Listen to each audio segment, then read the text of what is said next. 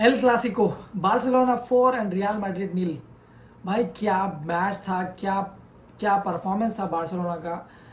ला Liga का one of the most important, not only La Liga का, ये पूरे वर्ल्ड वाइड फुटबॉल फैंस के लिए one of the most watched and one of the most important match था। And for in recent times this match was the most hyped match. और ऐसे match में rival club Barcelona ने Real Madrid के home में जाके उनको क्या क्या पीटा, क्या खुंदला है। मतलब बिल्कुल ही चांस ही नहीं दिया, 4 गोल मार दिए। So first of all congratulations to all Barcelona fans, because right now whatever going on in their club performance wise या result wise, they are very happy with their club right now. So congratulations to Barcelona fans. इससे पहले कि मैं इस match के बारे में बात करूं, let me begin with the word El Clasico. ये मैच कितना सिग्निफिकेंट है, ये मैच कितना इम्पोर्टेंट है to football fans all around the world. खासकर मैं अपनी बात करूंगा बिकॉज ये मैच मेरे लिए बिगिनिंग ऑफ क्लब फुटबॉल है। जब हम लोगों ने क्लब फुटबॉल देखना स्टार्ट किया तो यही मैच था जिसकी वजह से हम लोगों ने क्लब फुटबॉल, मैं और मेरे जैसे कई और लोग हैं जो शायद आप भी इस बात से रिलेट कर पाएँ, क्योंकि बैक इन दोज डेज हम लोग जो है ना क्लब फुटबॉल, हम लोग सिर्फ फुटबॉल खेलते थे, क्लब फुटबॉल देखते नहीं थे। तो उस टाइम पे ये एक ही ऐसा मैच होता था जिसको जिसको देखा जाता था। कोई ऐसा कोई फैन फॉलोइंग वगैरह, रिगार्डलेस ऑफ फैन फॉलोइंग के कौन से क्लब को सपोर्ट करते हैं, बट ये मैच मस्ट वॉच मैच था उस टाइम पे। तो मैंने भी इसी मैच से अपना क्लब फुटबॉल को देखने का स्टार्ट किया, क्योंकि ये मैच इतना हाइप वाला मैच था कि कोई भी फुटबॉल प्लेयर या फुटबॉल फैन इसको मिस नहीं कर सकता था।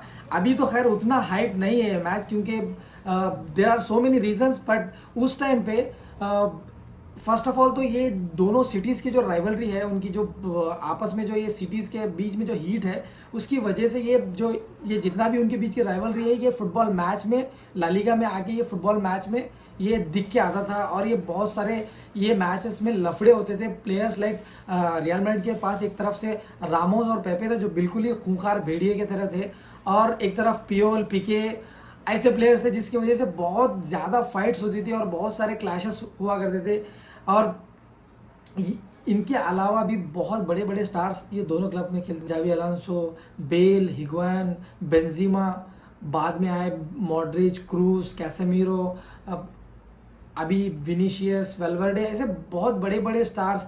और बार्सिलोना में भी Suarez, Neymar, Busquets, Xavi, Iniesta of course, और डैनी अल्वेज, जॉर्डी अल्बा, ऐसे बहुत बड़े बड़े दिग्गज थे जिस वक्त हम लोगों ने ये क्लासिको देखना स्टार्ट किया। तो अगर पहले भी जाएंगे तो पहले भी बहुत बड़े बड़े नाम हुआ करते थे ये दोनों टीम्स के बीच में, because they use to dominate European football.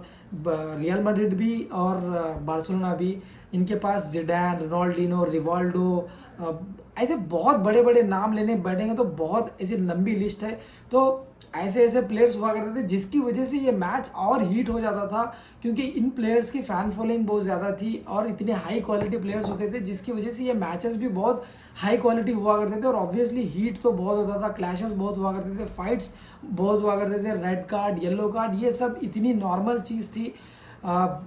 मुझे तो याद है जब स्टार्ट में मैंने देखना स्टार्ट किया था तो रामोस, पीके इतने भयंकर थे ऑपोजिशन के प्लेयर्स को। अगर मिला तो बॉल, नहीं तो वो प्लेयर को नीचे डाल के मारते थे। तो इसकी वजह से ये मैच का इतना हाइप हुआ करता था और इंटरेस्ट हुआ करता था, और काफ़ी ये मैच को देखा जाता था पहले भी।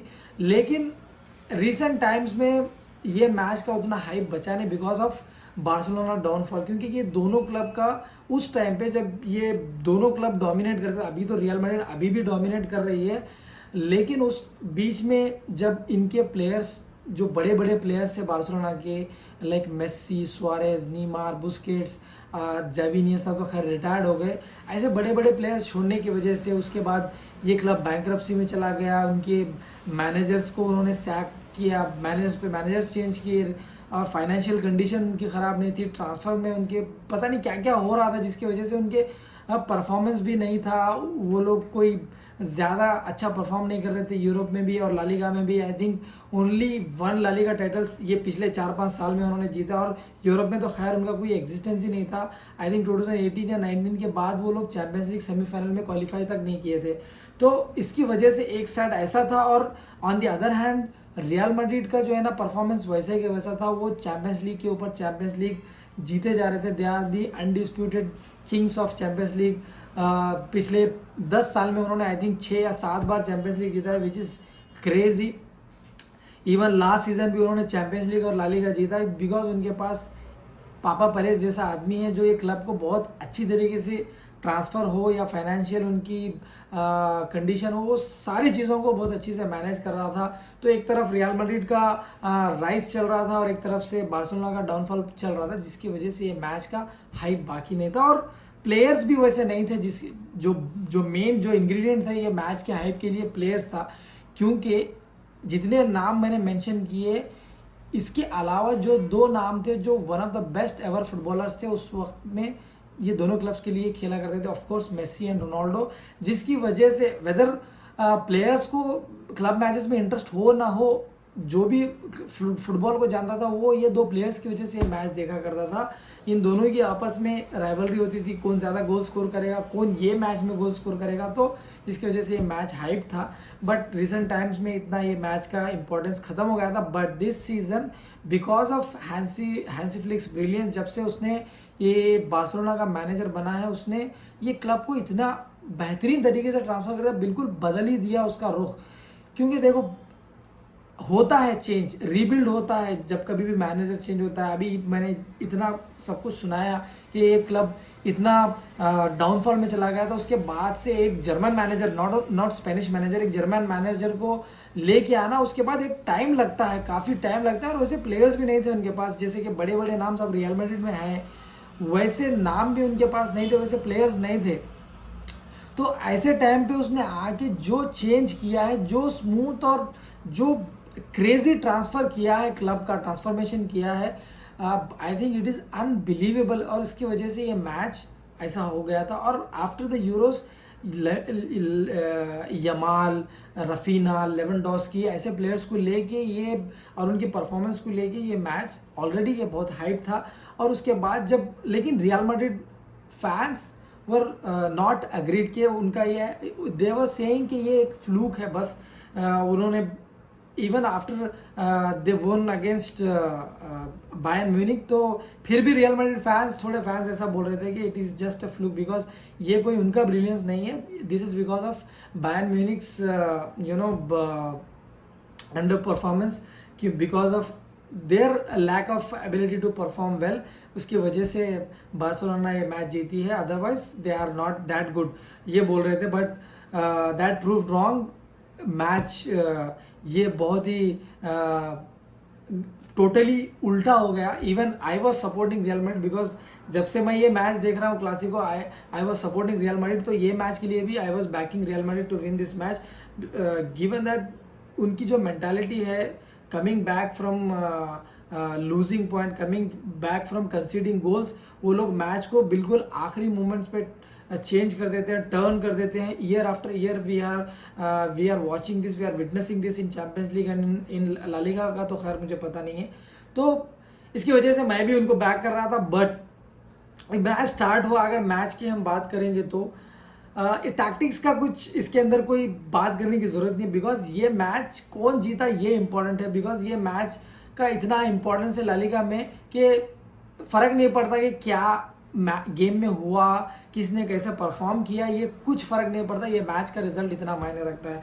तो this match was about 2 halfs, ये 2 हाफ का डिफरेंट गेम था। Half was totally different and second half was totally different. First half में रियल मैड्रिड स्टार्टेड वेल, उनको चांसेस मिलने लगे, but they were half chances, और मैच बहुत ही मतलब खलबली वाला मैच था, अनसेटल्ड मैच था बिकॉज ऑफ द हाइप, और कोई भी गलती करना नहीं चाह रहा था। दोनों teams they were trying something और कुछ और ही हो जा रहा था, वो कुछ क्रिएट करना चाह रहे थे, कुछ पास बनाना चाह रहे थे, कुछ मोमेंटम बनाना चाह रहे थे, but there lack of combination की वजह से या अंडरस्टैंडिंग की वजह से वो वैसा मैच नहीं हो रहा था। और ये गलती दोनों की तरफ से हो रही थी, जिसकी वजह से दोनों के पास एक लंबे टाइम के लिए कोई पोजीशन भी नहीं रख रहा था, और जिसकी वजह से ये फर्स्ट हाफ पूरा एंड टू एंड हो रहा था।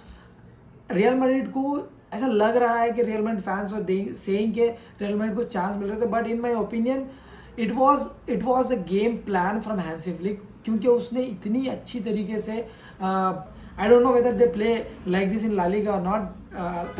Barcelona fans who watch La Liga please let me know in the comment कि बार्सिलोना का हाईलाइन जो ये मैच में हम लोगों को दिखा वो ऐसा ही वो लोग मेंटेन करते हैं ला लीगा में, या it was special for this match. But ये मैच में जिस तरीके से हाईलाइन मेंटेन किया, देखो रियल मैड्रिड के पास they have two of the most passive wingers in the world, Mbappe and Vinicius Junior, क्योंकि इनके अगेंस्ट डिफेंड करना इज लाइक इम्पॉसिबल, क्योंकि विनीशियस, खैर एम्बापे तो उतना नहीं, but Vinicius is the most threatening winger, Vinicius is the most dangerous winger at the moment in the world. और जब उसके पास बॉल होता है तो जो भी फुल बैक होता है या जो भी डिफेंडर होता है वो कुछ नहीं कर सकता रादर देन गोइंग बैकवर्ड्स। तो इनके पास एक बहुत बेहतरीन, ये लोगों ने रिस्क लिया, ये गैम्बल था, क्योंकि अगर बॉल वो लोग परफेक्ट ऑफसाइड को उनका रन परफेक्ट होता तो गेम खत्म था।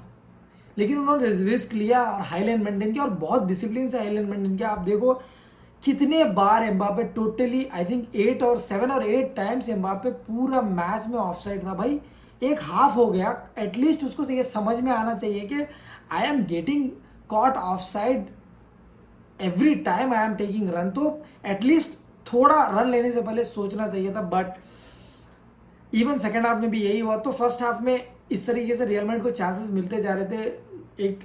एक गोल स्कोर भी किया एम्बापे ने, दैट वाज ऑफसाइड। और यहाँ पे मुझे ला लीगा का आई अप्रिशिएट और I want to give credit to La Liga, क्योंकि जो टेक्नोलॉजी उनकी ऑफसाइड की है, it is such a clear and such a fair technology to have, के इतना क्लियर एंड ऑब्वियस मालूम हो जाता है, कोई कंट्रोवर्सी नहीं रहती। Where as we in Premier League struggle every match, हर मैच में कोई ना कोई कंट्रोवर्सी होती है ऑफसाइड को लेके या रेफरीज को लेके। बट मैंने ये मैच देखा तो ना रेफरीज की तरफ से कोई ऐसा ब्लंडर दिखा, ना लाइन्समैन, इवन टेक्नोलॉजी रहने के बावजूद भी लाइन्समैन वाज सो एक्यूरेट। कितना मैंने उस जितने ऑफसाइड दिए linesman, I think 10 out of 8 times ही वाज करेक्ट। तो आई थिंक ला लीगा का जो ऑफिशिएटिंग है और VAR और उनका जो ऑफसाइड का जो टेक्नोलॉजी है, I think it is very good and it is very right. तो इस तरीके से वो ऑफसाइड पे ऑफसाइड होते जा रहा था, उनके चांसेस मिले, but that was half chances, और वो बार्सिलोना के प्लान में था। एंड सेकेंड हाफ स्टार्ट हुआ तो बार्सिलोना ने एक चेंज किया। दे आई थिंक दे सब उबासी क्या पता नहीं क्या नाम। एक तो बार्सिलोना के पास इतने यंग प्लेयर्स स्टार्ट करा रहा है वो, not only in this match, I think वो हर मैच में 5, 6, 7 प्लेयर्स को वो ला मसिया के प्रोडक्ट्स को वो स्टार्ट कर रहा है, जिसकी वजह से हैंसी फ्लिक की जो है ना फैन फॉलोइंग और ट्रस्ट जो फैंस का है बार्सिलोना में वो बढ़ता जा रहा है। And fans are loving it because Barcelona is about La Masia. जो उनका जो एकेडमी है ला मसिया के प्रोडक्ट्स की वजह से ला मसिया बार्सिलोना अभी तक इतना सक्सेसफुल है, क्योंकि इसी एकेडमी से आए थे Messi, Busquets, Xavi, Iniesta, Jordi Alba, ये सारे के सारे प्लेयर्स उसी से आए हैं। तो अभी हैंसी फ्लिक आने के बाद उनके पास ज़्यादा बड़े नाम नहीं थे, फिर उसने ला मसिया के प्लेयर्स को चांस देना स्टार्ट किया। He started showing trust in them, जिसकी वजह से वो लोग इतना अच्छा परफॉर्म कर रहे हैं and the club is happy, the fans are happy. तो ये मैच में भी 6 या 7 कितने उनके नाम तो मुझे पता भी नहीं है, उबासी, कसाडो और पता नहीं कौन कौन है उसके अंदर, उनका कीपर, उनके डिफेंडर्स, उनका राइट बैक, उनका left back, I don't even know their names, but they were performing so well. तो एक प्लेयर को निकाल के फ्रैंकी डियोंग को लाया, जिसकी वजह से बैलेंस बहुत अच्छी तरीके से हो गया। Frenkie de Jong made sure that कसाडो and Pedri they have freedom, वो अभी रियल मैड्रिड की जो डिफेंस है उसको ओपन अप कर सकते हैं, और वही हुआ। फर्स्ट जो गोल गया लेवेंडोस्की ने जो स्कोर किया वो कसाडो का बॉल था, परफेक्टली टाइम्ड बॉल था, और लेवेंडोस्की ने कोई मिस्टेक नहीं किया, उसने एक इजी फिनिश था लेवेंडोस्की के स्टैंडर्ड्स के हिसाब से। उसके बाद तो समझ लो रियल मैड्रिड पूरी तरीके से बिखर गई। I don't know what happened to them. मेरे को लगता है कि वो एरोगेंस में आ गए, वो घुमंड में आ गए, जिसकी वजह से उन्होंने पूरी तरीके से अपना कंट्रोल खो गया। एक तो वो लोगों का कॉम्बिनेशन ये मैच में नहीं ठीक से नहीं दिख रहा था। नॉर्मली मैं रियल मैड्रिड के जितने भी मैचेस देखता हूँ, वो लोग उनके डिफेंडर्स, खासकर उनकी डिफेंस लाइन जो है ना, they never look like they are tensed. उनके चेहरे पे कभी टेंशन नहीं दिखता, they are always look cool, even they have considered goal. उनको हमेशा कॉन्फिडेंस रहता है अपने फॉरवर्ड्स के ऊपर, और वो उनकी मिडफील्ड्स बहुत अच्छी तरीके से उनके साथ कॉम्बिनेशन रहता है उनके डिफेंस के साथ। They protect their defence line very well, but ये मैच में उनका कोई कॉम्बिनेशन नहीं था। डिफेंस लाइन मिडफील्ड उनकी तितर बितर हो रही थी। Bellingham was playing like sometimes he was second striker, sometimes right wing के तरफ खेल रहा है, पता नहीं वेलवर्डे किधर था। कोई कॉम्बिनेशन नहीं, कोई कोऑर्डिनेशन नहीं, कोई अंडरस्टैंडिंग नहीं, कोई, पूरी मिडफील्ड खाली है। उनके स्ट्राइकर, बार्सिलोना के मिडफील्ड और स्ट्राइकर के बीच में कोई है ही नहीं उनको प्रोटेक्ट करने के लिए, जिसकी वजह से उनको बहुत सारे चांसेस मिल रहे थे। और आई थिंक एक गोल खाने के बाद ऐसा हो गया कि रियल मैड्रिड प्लेयर्स और लाइक हम लोगों को इन्होंने कैसे गोल स्कोर किया, वो थोड़ा एरोगेंस में आ गए, जिसकी वजह से वो लोग देवर ट्राइंग टू स्कोर 2-3 गोल्स, और उतना वो हाइप में चले गए, और जिसकी वजह से they could not maintain their shape, जिसकी वजह से अगेन लेवेंडोस्की को एक हेडर मिला, सेकंड गोल चला गया। उसके बाद फिर डैनी ओल्मो आया। भाई इतना अच्छा बार्सिलोना परफॉर्म कर रही थी, उसके बाद उसने डैनी ओल्मो को उतारा, जो कि भाई मेरे हिसाब से बहुत ही चीता प्लेयर है, और I like him very very well, because वो जान डाल देता है। और उसके बाद से जो चांसेस पे चांसेस क्रिएट हुए, देन इवन उसके बाद भी लेवेंडोस्की को 2 चांस मिले, अगर वो स्कोर करता तो शायद, दोनों स्कोर करता तो शायद स्कोर लाइन कुछ और ही होती। उसके बाद रफीना ने स्कोर किया, यमाल ने स्कोर किया, फिर रफीना का वो chip goal, that was humiliating. भाई अगर प्लेयर्स के परफॉर्मेंस की बात करें तो Barcelona side everyone played really well. Raphinha तो भाई वो पूरी तरीके से चेंज है। मैं I watch him during his Leeds time, वो एक डिफरेंट प्लेयर था, बट यहाँ पे वो एकदम से भाई he is controlling the game. वो और यमाल तो एकदम छोटा सा लौंडा है, वो कंट्रोल कर रहा है, he is taking responsibility. On the other hand Real Madrid, I think पता नहीं उनके दो जो मेन प्लेयर थे बेलिंगम, विनीशियस और एम्बापे भी, I think they were thinking about the Ballon d'Or वो लोग ये सोच रहे थे कि यहाँ पे अच्छा परफॉर्म करके एक गोल सेलिब्रेट करके देन हम लोगों में से कोई एक बॉलन डॉर उठाएगा। ये मैच में उनका माइंड नहीं था, दे लॉस्ट देयर कंट्रोल, कोई कॉम्बिनेशन नहीं था। और ऐसा नहीं है कि ये मैच खत्म हो गया तो ला लीगा डिसाइड हो गया या रियल मैड्रिड आर डन, ऐसा nothing like that. Real Madrid के कमिंग बैक पे कोई डाउट नहीं कर सकते, they will come back, I am sure, I am pretty sure, and there fans also have trust. But लेकिन जिस तरीके की परफॉर्मेंस रही है, आई थिंक अगर उनको, आई थिंक एंसेलोटी को ये एड्रेस करना पड़ेगा, चेंज करना पड़ेगा। Ancelotti had came out in the press conference and said कि जब कभी भी लास्ट टाइम भी हम लोग बार्सिलोना से होम में 4-0 हारे हैं, and then we went on to win La Liga and Champions League. Hope they win La Liga, not Champions League, because Liverpool is competing in Champions League this season. तो ये था, इतना ही था भाई मैच का रिएक्शन अबाउट एल क्लासिको।